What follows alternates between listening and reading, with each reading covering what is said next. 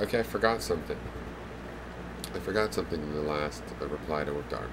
And this is the thing about demonizing objectivity. I do not want to demonize the concept of objectivity. But it has the word object in it, and it's the idea of knowing about things in themselves. And I just say that we don't have that kind of knowledge. What we know is our relationships to things, that they make our eyes see blue. You know, things are not blue in themselves. They make our eyes see blue. When it's the sky, it's a totally different reason than when it's a blue truck. So, you know, I just put it down that way. Now, if people just mean by objective world this a shared reality, I believe in the shared physical reality. I believe in it less than I believe in the subjective reality, because that's more primary, and my senses, which I think connect me to the regular world, you know, are mixed with all kinds of imaginations and dreams and faces in the clouds and things I know can't really be there as they appear to be. They must mean something else, you know. Okay, so we can filter some of those out now by realizing we have them anyway, and then taking it into account that that's not real. Okay, but it is a real idea, and there is probably some real reason you see that face and what it means to you. There's a reason for all of that. But anyway, the point about objectivity is I don't want to demonize objectivity. Okay, but this minimalist objectivity that's really just the physicalism of some sort, you know, a materialism. I'm a materialist. I think everything is material. That's a theory I use that. And there's plenty of reasons why you can go ahead and use that. But, you know, I just think that there's a more common kind of objectivity that says there's objective facts, and it always leads to objective decisions. And this is used to justify horrible things in the world. And so I'm not trying to demonize that. I'm trying to say, you know, people like genocidal governments are pretty certain that somebody's worthless. And we see this happen over and over. I mean, are any of them ever like, well, maybe they're not so bad, but we're going to kill them? You know, that never happens. It's the people that are so certain and objective about their reasoning. And why call it objective anymore? We could just say, well, let's understand it more detailed and call it objective. No, because it has this word object in it. And that's a frame. When you say object, thing, and it's not thing. We just have one end of a relationship, of a set of relationships, you know, based on all of our senses with something. That we have these relationships. And other people have different relationships. And sometimes it doesn't matter. We can easily map from our relationship to their relationship. Sometimes we can't. Often we can't.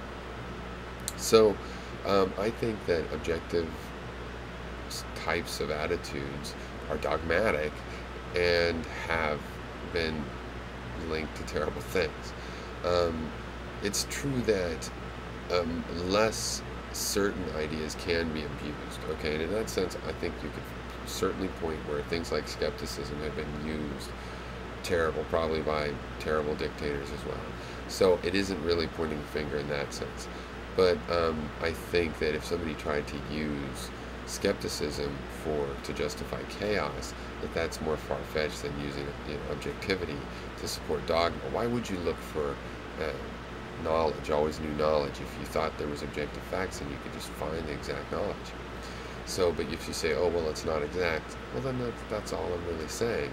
And I'm also adding, though, that the reason it's not exact is that we have the end of a relationship. Like I said, you know, some object is causing our eye to receive blue from its direction. So, you know, I don't mean an offense. I don't want it to be a classical, like, you guys are terrible things. I don't mean every person that believes in objectivity. Lots of scientists, lots of people have had ideas of objectivity that I think are wrong. It doesn't mean you can't do good with them. But they do break down at these underlying levels where we have people asking, you know, trying to prove the truths of the universe and various things. I mean, and it's important because it also affects how you can see how basically we're all talking about below the level of materialism. Then at the level of materialism, you and I start to agree. Because we can all agree on the materialism. Someone can think, God has given me this dream of the world. He put me here, and that's where the material world comes from. And face facts and survive, and I can do it with my model. My model is just more robust, you know. I think it's better engineered as a thought idea than a theistic model, you know. But Not that you have a theistic model, but in terms of this objectivity. Now, frankly, I do think there's a matter of semantics with you and me. You seem like a skeptic to me. Now, um,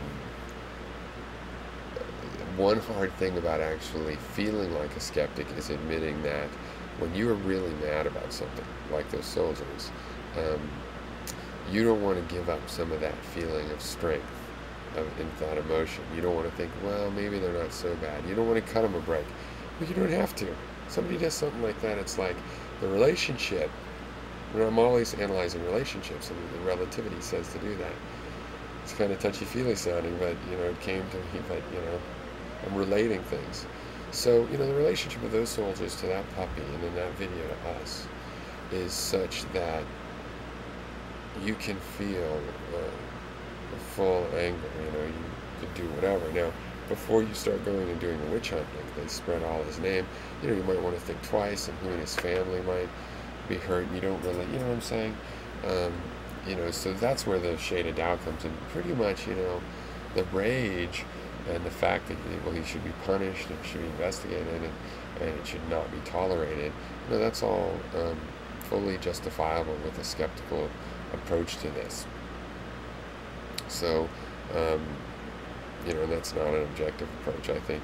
But anyway, yeah, so, I don't know, I meant to say, one, I don't mean offense by that. Two, I can't totally back out of the meaning because I sort of believe some of it. Three, yes, there's probably some skeptical arguments, but see, usually those are arguments for nihilism, that skepticism means nothing, so anything goes. And that's not real skepticism. This is an assertive skepticism where we theorize about nature. And I think you kind of show that view in the end. But has anybody with that kind of view that we're always learning and that we always want to learn and we're open-minded and maybe people aren't all bad, has any of those people ever been the dictators and the tyrants of the world? But anyway, okay.